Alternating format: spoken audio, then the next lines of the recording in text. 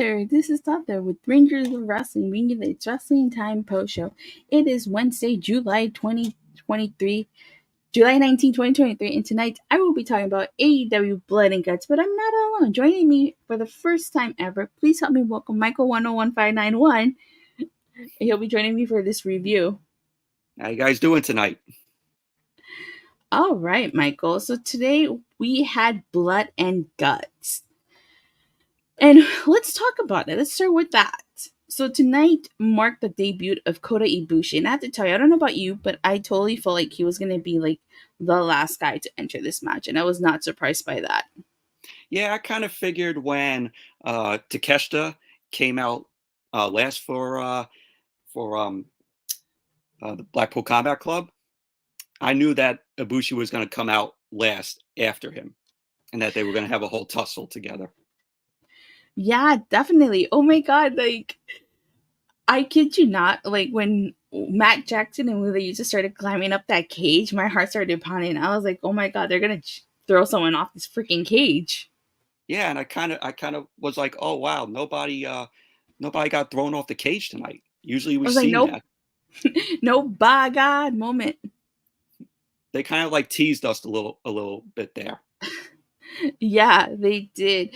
Oh my God, Moxley coming in here swinging with that screwdriver and then handing Claudio Castelloni a fork. That's when the match, in my opinion, sort of picked up. Yeah, it definitely did.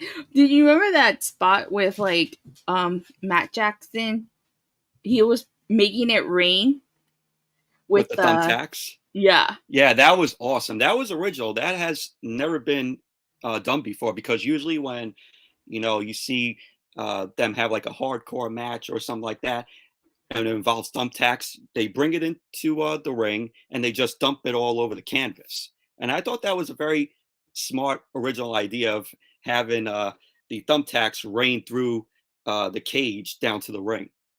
Yeah, definitely. And then, like, didn't they suplex Claudio onto the thumbtacks? They did, and that was crazy. Yeah, or how about Moxley putting the broken glass on Nick Jackson's chest and then just stomping on it? Yeah, that was cringe. I was like, oh God, because I know how much that probably hurted them. Moxley got busted open. I think Kenny Omega got busted open. Nick Jackson got so many people got busted open. Wheeler Yuta at the end got busted open too. Yeah, my live stream, I was joking around because since Moxley is always bleeding, I'm like, oh, how many minutes is Moxley going to bleed? I gave it 5 minutes, and that was probably like longer. Probably that was like 10, 15 minutes that Moxley was bleeding. Yeah, I think one of my first spots in this match had to have been when Matt Jackson did the Northern Light suplexes to Wheeler Yuta at the top of the cage. I was like, oh my God. Yeah, I like that spot though. Yeah, it was really cool. Another spot that I liked was when all 10 men were like standing at the separate sides and then they just start brawling. Because like when you have the 10 guys there and they start brawling, that's when you know that the match has officially begun. Yeah. I felt so bad for Pac towards the end. He took all those moves from the Golden Elite. Yeah, I really enjoyed Pac in the match. It's been 7 months that he's been out, and it was good to see him back for Blood and Guts. Hopefully AEW could keep him on TV after this. Yeah, hopefully they can. I mean, Hangman also handcuffed John Moxley, and like I think that was it for them. Especially because like after Pac walked out and Konosuke Takeshita walked out too because of Don Callis. So it's definitely very curious to see where they do with those angles. The BCC is not going to be too happy with that. Yeah, you could tell like at the end of that match, Moxley was like so disappointed on what happened. And then the Golden Elite one, because he choked out Wheeler Yuta with that chain after he was just like all busted open and like there was no way that he was going to get up from that. Yeah, right. Saying that spot with the bed of spikes was in Words Extreme. Yeah, it was really extreme when Moxley took out that bed of nails. I gasped. I was like, oh my god, like, is he crazy? He's trying to kill someone. I saw them go through like the bed of nails. I was like, oh my god, what are we watching here? Yeah, definitely. But you know what? Overall, I thought this was a really fun match. I really did enjoy the match. It's a Sean Spears perfect 10 out of 10 for me, just I with this agree match with you. alone. 10 out of 10. Yes. But you know something? I'm actually, I can't complain too much about the match, but I will say I was really surprised that the Golden Indie and the Blackpool Combat Club got this match because I really thought that the Outcasts and the Originals were going to be the ones to get this blood and guts match. I thought that's what their feud was building towards. Yeah, that's what I thought too. I think everybody thought that. I think that's what they were building towards. But then Jamie Hayter got injured and they might have scrapped it. Yeah, because from the looks of it and how they were building it, we all thought that we were going to get a woman's blood and guts. Yeah, But definitely. But I would have loved to seen how that would have went. same. Me too. But I guess we may never know. But like I said, overall, enjoyed the match. Can't complain too much about it. Me too. It was like I said, perfect 10 out of 10, and it was probably the best Dynamite match of the year. Yeah, definitely. So let's talk about the Blind Eliminator Tournament finals. MJF and Adam Cole, Baby. baby. Oh, better than you, baby. Versus Sammy Guevara and Daniel Garcia. So one of the things I have to say, like Chris Jericho in commentary, just totally made this. Totally made this. He was so hilarious. Yeah, Jericho was always a like, thrill on commentary. Yeah, he is. I really like the fact that they mixed Adam Cole's music in with MJF. I thought that was really cool. That was nice. I know you didn't like this. I know you didn't, but I thought it was hilarious. I was dying of laughter, and Chris Jericho's comments certainly added to it. The dance off between Sammy Guevara, Daniel Garcia, and MJF and Adam Cole. It's all about the hips. You just got to move your hips. I thought that shit was really hilarious. I know you didn't like it though. Yeah, I didn't really like it. It came off like too like WWE-ish. Like that's something like Vince McMahon would do on Monday Night Raw. But here, I gotta say they did it better. It's not like WWE how they're doing it like every single week, with that. That's understandable. But like I said, Chris Jericho, see, he was like, Sammy and Daniel Garcia, they're Latino. They know how to dance. Or he was like, we got women in the third row passing out. He definitely added to this, and it was a really fun segment. Yeah. But in my opinion, Sammy Guevara and Daniel Garcia won that dance up. I will have to agree. I mean, MJF, like the faces that he was doing during that was just absolutely hilarious. I agree. Or they can make a women's blood and guts match for next year plus the finals of the blind limit tournament. I was thinking this isn't Dancing with the Stars. Am I the only one who appreciated the dancing? Like, I actually really like the dancing. I can understand why some people disliked it. They probably thought it was cringe. But like I said, I really enjoyed it. I thought it was hilarious. I was like, oh, are we watching Dancing with the Stars or is this Soul Train? You might not get that reference if you didn't grow up in like the late 90s, early 2000s. I don't think I got that reference. But I really that double Spanish fly that Adam Cole and MJF did to that double Spanish fly that Sammy Guevara did to Adam Cole and MJF. It's so hilarious because the entire time they're trying to do the double clothesline, and that it was so hilarious. Did you see the way the audience reacted to when MJF was doing the tope? Yeah, that was amazing. That tope, I never seen MJF do that. I mean, we haven't even seen them do that. But that was great. Did. That's cool, Daniel. And that's very different, seeing that from MJF because we're not used to him doing toupees through the ropes.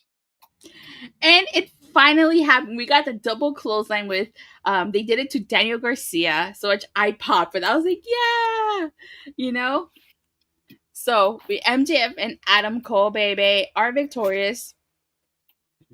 And then at the end, you got Chris Jericho like walking down to the ramp, and then Sammy and Daniel walk past him, and like he was just like shocked that they walked past him.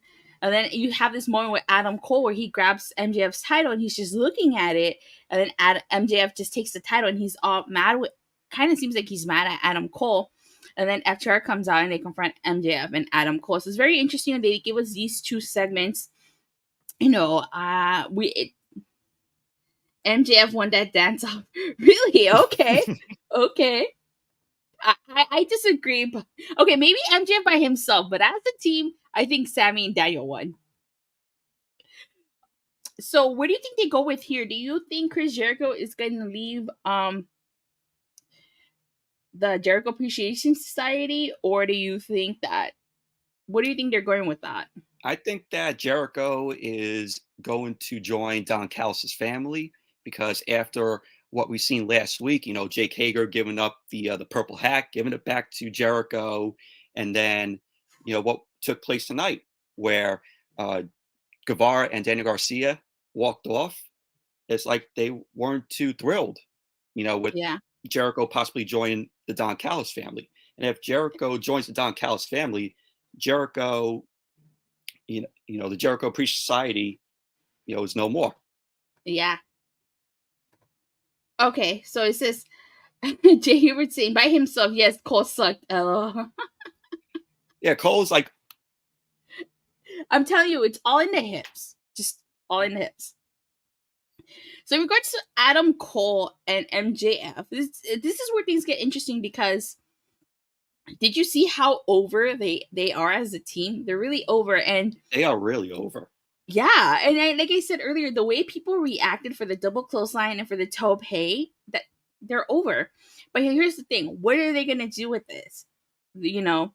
Do they have them take the titles off FTR? Maybe have a short one with the titles, or have them have a decent reign with the titles? Because if they become tag team champions, you can extend their storyline. You can extend their feud a little bit, So it's like, what do you do with them? Do you have them lose to FTR and then have the typical, MJF turns on Adam Cole? What do you do here? Where do you go from here? I think we're going to have the typical MJF turns on Adam Cole because I think MJF is just playing Adam Cole here so that we could get to Adam Cole facing MJF for the World Championship. Okay. That's how the way I see it going. The tag team championship match is a match where MJF is going to end up backstabbing Adam Cole, leading to a rematch at All In or All Out. Considering that All In is first, I'd say All In. Unless with them being literally 2 weeks apart, I could see them doing that all out. I don't know. I just feel like MJF doing that is just too predictable. It would just be, to me, it would just be like, oh, it's so predictable, Again, predictability could be bad, but it's like, I don't know, because you're really, really over. I don't know if Tony Khan's going to want to capitalize on that. Adam Cole is a babyface. Yeah, true that. He is the babyface in this. I mean, MJF is just playing off of Adam Cole here. Yes, I'd say they lose to FTR, and then MJF blames Adam for losing the match. Yeah, I could see that happening. Yeah, that could be another situation. Yeah. All right, so we had a short Dynamite tonight. We only had few matches. So tonight's Dynamite opened up with the FTW Championship match, Jack Perry versus Hook. So Jack Perry getting some new music, Beethoven music over here.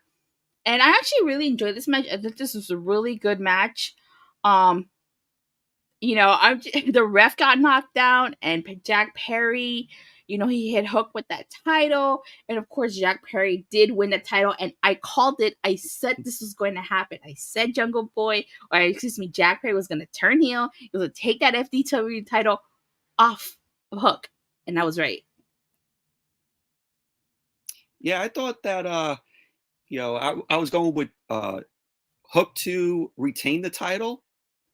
But then a lot of people were like, oh, well, maybe this is the chance that Jack Perry needs in this new heel persona that he's in. Especially after that one spot where like I thought it was over. You know? When he kicked out, I think it was when Jungle Boy when Jack Perry did the German suplex to Hook and stuff. Like I thought there was a moment in the match where I thought it was over after he kicked out, and I was like, oh, okay, Hook is gonna win this. But no, really good. Yeah, they kind of made that a little tease there. Mm-hmm. Plus, I can see MJF playing the 2024 card again after losing the AEW title before the end of the year. Jack Perry has new music. Yeah, it's Beethoven music. Yeah, I like how when he came out, he had Tarzan Boy playing, and then I'm like, well, he's a heel. He's not supposed to have Tarzan Boy play. And then all of a sudden, I see the lights go out in the arena, and then the Beethoven music ended up coming on. I think that music suits Jack Perry here. Yeah, same. I think so too. And I'm still waiting for him to become Hollywood Jack Perry. That's eventually going to happen very soon. Oh, I definitely see that happening. So we get a backstage segment in which we basically have a secret meeting between Don Callis and Chris Jericho. So, but nothing really else happens in that segment. It's just a secret meeting. We don't know what they're talking about. Yeah, and then the guy was like, "Oh well, you can't be here. Stop filming." Yeah, I hope he sent a copy of Gunter. If Tony Khan wants to do that for Jack Perry, he needs a heel faction. True. Then we get into the MJF and Adam Cole skit, which I thought was so freaking hilarious. Oh my god. Like, they freaking go to a Chinese restaurant because Adam Cole wants MJF to conquer his fear of spicy food. And then MJF says, and of poor people too. And then Adam Cole was like, yeah, both. I will say this, us Latinos, we like our food spicy, but I'm gonna say I cannot handle too much spicy food either. It's like I like to enjoy my food. If it's too spicy, it's just not eatable. And it gives you heartburn sometimes. Yeah, one of the things that I thought that made this so hilarious was MJF telling the story about how he body slammed Big Bill, but he was telling it like it was Hulk Hogan body slamming Andre the Giant. He even caught Maximania.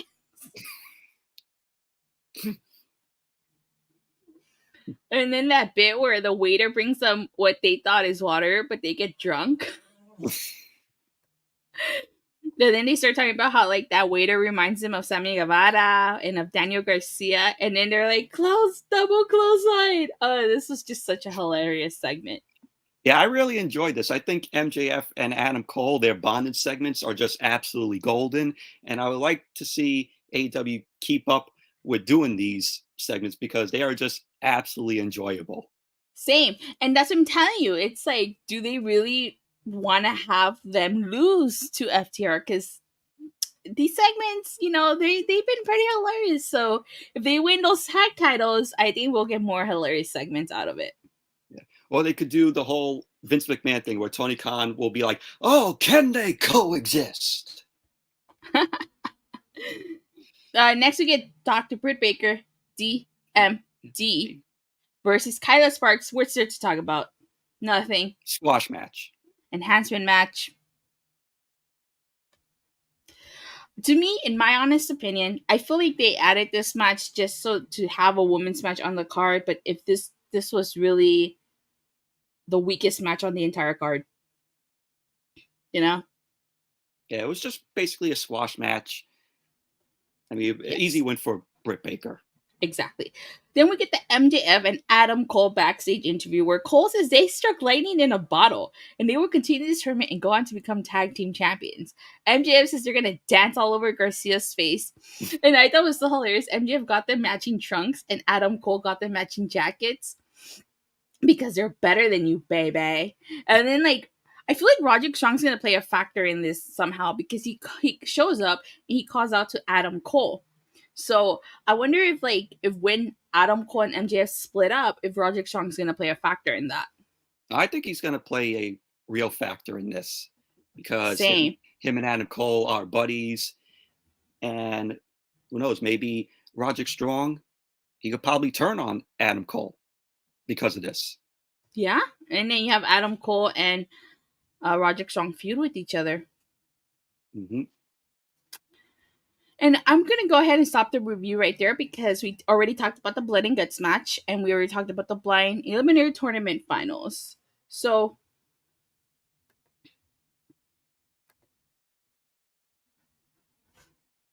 to me, in my opinion, tonight's show 9 out of 10. The main event was a perfect 10, but overall the show 9 out of 10. I just felt like Britt's match was just shooting in there last minute just to have a women's match. So, what are I your give the overall thoughts on tonight? I give the show a Sean Spears 10 out of 10. If you take out the Britt Baker match, you had a perfect show, Yeah. in my opinion. Says MJF turns on Cole on Collision, and this sets MJF versus Cole at All In. Yeah, everybody keeps saying that. Everybody keeps saying that. We'll have to wait and see, people. There's a lot of different scenarios. Yeah, definitely. But I do agree with you. If you take out her match, it would have been a Sean Spears perfect 10. But I just felt like her match was just unnecessary. It just feels like they threw it on there just so that they can have a women's match. Or just to fill time. Yeah, definitely. Alrighty then, you guys. Thank you guys all so much for watching and for the continuous support. Please don't forget to like and subscribe. Michael, are you going to be doing anything for SmackDown Rampage? I will be doing a review for SmackDown and AEW Rampage. That'll be Friday on my channel. Usually my reviews will be up at around 1 a.m. Eastern Standard Time, maybe 12:30 Eastern Standard Time. And be sure to subscribe to my channel down here, Michael101591. I do wrestling reviews, DVD, Blu-ray updates, movie reviews. Give me a subscribe and come have fun on my channel. Yeah, he's got an awesome channel. Let's see. Shades of it were shown tonight, kind of. MJF isn't going to give us something we love. The devil always takes what we love. That is true. True. And as for yours truly, I will probably do a review for SmackDown and Rampage. So with that being said, again, thank you guys all so much for watching. And I'll see you guys Friday after Rampage. Bye.